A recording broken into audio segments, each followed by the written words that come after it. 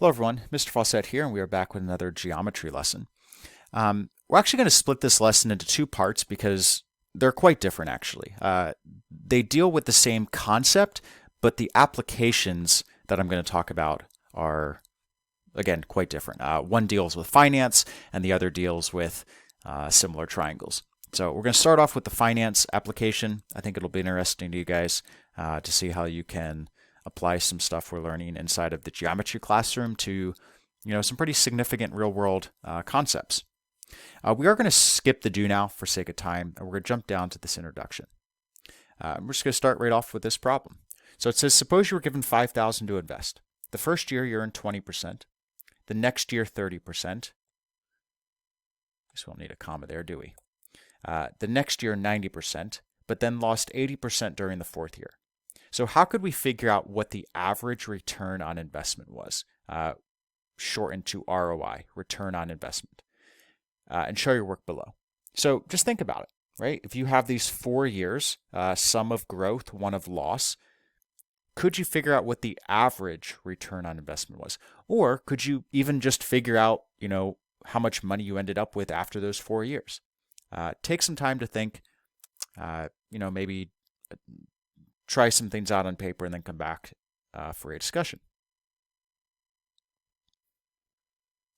Okay, so based off of what you know about math, when you hear the word average, what I would expect you to do is to do this down below. I don't want to scroll down too far because I don't want to give something away. But I would expect you to add up those percentages, right? 20%, 30%, 90%, and negative 80%, and just divide by 4 to get 15%. And if this was how you did it, right, this would be a very good return on investment. If you can make 15% on your money every year, you are going to be very, very wealthy. When we're talking about returns in the stock market on average, you may get, between 7 and 12%. But if you're making 15%, that is very, very good, and you should stick with that investment. The problem is, this isn't actually the percent you would make on average if these were your 4 years of investing. And maybe some of you figured this out because you actually broke it down year by year. So that's what we're going to do first. Year one, we start with 5,000 and we earn 20%. I'm not going to talk too much about how to convert percents to decimals and vice versa, because that's, a pre-algebra topic, etc. But I would multiply the 5,000 by 1.2 to figure out my new ending amount at the end of the first year. So 5,000 times 1.2 gives us 6,000. So at the end of the first year, we're doing rather well, and we have $6,000 to our name. So year number 2, we start with 6,000, we multiply by 1.3, and that gives us 7,800. So after 2 years, we have $7,800 to our name. Year 3, we start with 7,800. We have a fantastic year. We earn 90%. So we're going to multiply by 1.9. And we end year 3 with $14,820, which means that's what I start year 4 with. Now the problem is, year 4, I lose 80%. So I only get to keep 20% of my money, right? If I lose 80%, I get to keep 20. Multiplying by 0.2 is the same as figuring out what 20% is. And after I lose 80%, I am left with $2,964. So we actually end up with far less money than we started with. We started with $5,000. At the end of year 4, we only ended up with about $2,900. So to figure out what our average ROI was, right, if we lost money at the end of 4 years, our average ROI was negative, right? Because that's the only way we're going to lose money, if we have a negative ROI. So this average, the quote unquote, the normal or the average formula that you've learned up to this point actually doesn't help us here because it gives us a false number. right? If you were thinking that, ooh, like these 4 years are going to be really good for me, right? Even though I only have one down year, those other 3 years really make up for having that 1 year where I lose 80%. But that's not the case, right? That 1 year wipes out all of that gain caused by the first 3 years. So we need a different formula. So this new formula is called the geometric mean. So the mean that you've always worked with, again, mean meaning average, it's another word for average, is called the arithmetic mean. And that's just when you add up all the numbers and divide by the total amount of numbers. However, there's another mean called the geometric mean, and we'll talk about the formula in a second, but this is useful when each piece of the data set is not independent from one another. So when they're dependent on one another. And this is the case that we just had, right? As you go from year to year, the starting amount of money you have each year was dependent on what happened in the previous year. So again, the arithmetic mean doesn't really work here. It gives you a false idea of what's going on. The geometric mean will give you a good idea of what's going on. And the way you find this is that you take the nth root of the product of n numbers. That may sound a little confusing at first because we're talking about n's. Well, let's use some actual numbers. So if I wanted to find the geometric mean of 40 and 10, well, I'd multiply 40 and 10 together, and I would take the square root, or the second root. Square root is the same as a second root. Let's say I had numbers 3, 10, and 18. Well, pause the video, see if you could think about, what you would do to find the geometric mean of those 3 numbers. Well, I would multiply them together, so 3 times 10 times 18, but I would take the cubed root because there's 3 of these numbers. So the cubed root of 3 times 10 times 18. Another way of writing the cubed root, you know what, let me do this underneath so I have space. Another way of writing the cubed root would be to write it as an exponent of 1/3. So these mean the same thing. If I had 4 numbers, I would be taking the 4th root. If I had 5 numbers, I would be taking the 5th root. So let's go back to our previous example and apply this geometric mean concept to figure out what our actual ROI was on average per year. See, I may have to just go down to another. Oh, we can do it right here.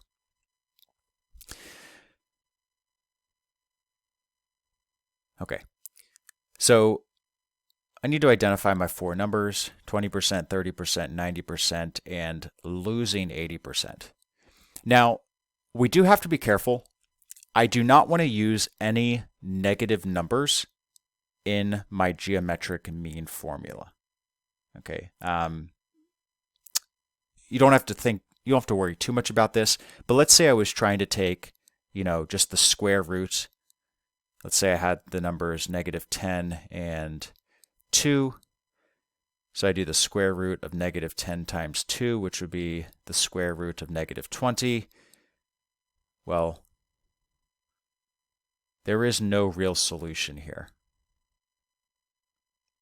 Right? There is no real number that is equal to the square root of -20. So we can't have negative numbers under our radical sign, or under the square root sign in this case. So we're going to figure out a way to make sure we have all positive numbers here. And the way we're going to do that is we're going to convert all of these to decimals, just like I did before. If I gain 20%, that is going to be like multiplying by 1.2. Again, gain 20%. 20% on its own would just be 0.2. But if I'm gaining 20%, I have to multiply by 1.2. And again, if that's confusing, right? Let's say you got a 20% raise. So let's say you make $5 per hour. and you get a 20% raise. And let's say you wanted to figure out your new dollar per hour. Your new dollar per hour, what am I looking for? Wages. Well, if you multiply by 0.2, well, 5 times 0.2 is just $1 an hour. That's not your new wage, right? Your new wage is 5 times 1.2, which is equal to 6.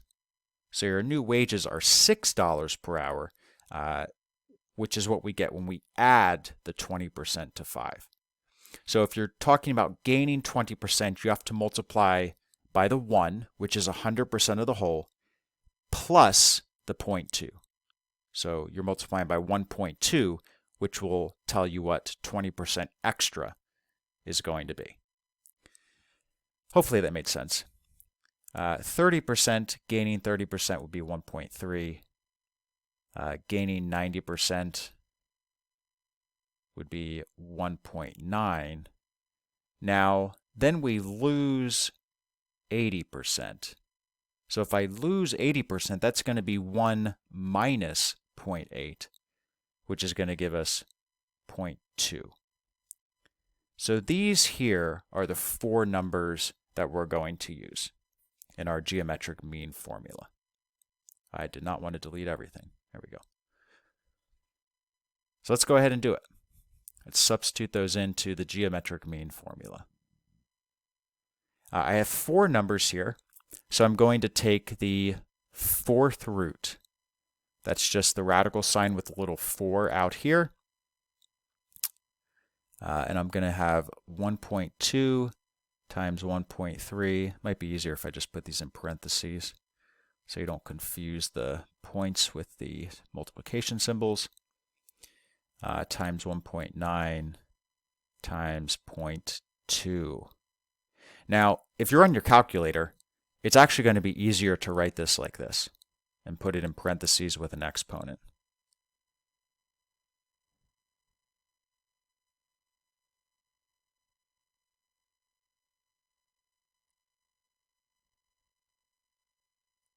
And you may have to just use a computer if your calculator doesn't have this capability, but the exponent here would be 1/4. That's like the 4th root. And we will round to, we'll round to the nearest 100th. And this will give us approximately 0.8. You know what, we'll go to the nearest 1,000th, 0.877.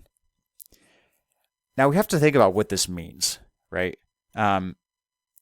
This does not mean that we gained 87.7% each year. It doesn't mean that we lost 87.7% each year. We have to actually subtract 1 from this number. Remember how when we were talking about gaining up here, we added 1 to each number when we were gaining? Well, here, we're going to have to do 0.877 minus 1. And that's going to give us negative 0.123. Now, if we convert this number to a percent, that means we lost approximately negative 12.3% a year, which is the actual percent on average we lost each year.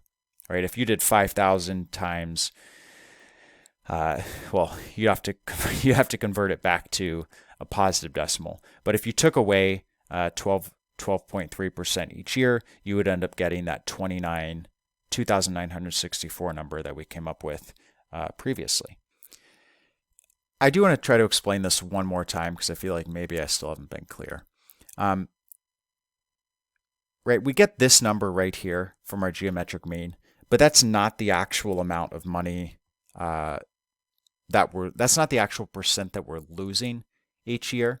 And again, it has to do with this over here, where we added 1 to all of our decimals before we put them into our geometric mean formula.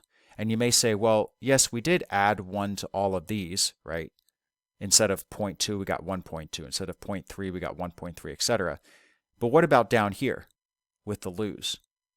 Well, I could have rewritten this a different way, and I just could have written this as negative 80%, right? Instead of losing 80%, you could say you gained negative 80%.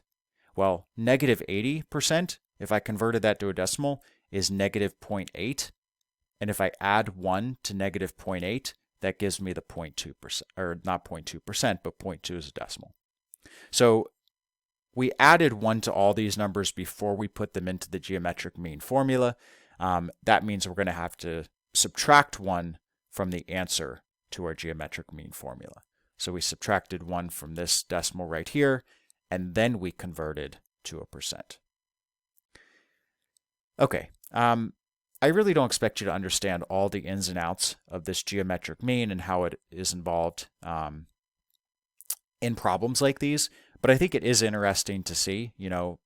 Eventually you guys will, start to invest money of your own once you get a job, etc., and you're responsible for yourself. So when you look at, maybe you're going to look at the performance of a certain mutual fund or a certain stock over a certain amount of years, and you want to understand what those numbers mean, right? If a stock goes up by 20%, then up 30, then up 90, but then loses 80%, probably the average person thinks that's pretty good, right? Because they gained all that in 3 years and they only lost 1 year.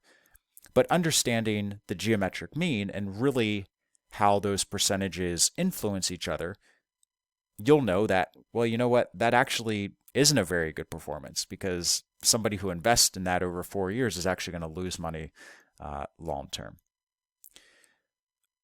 We will do another example like this in class where you'll get to practice using this geometric mean.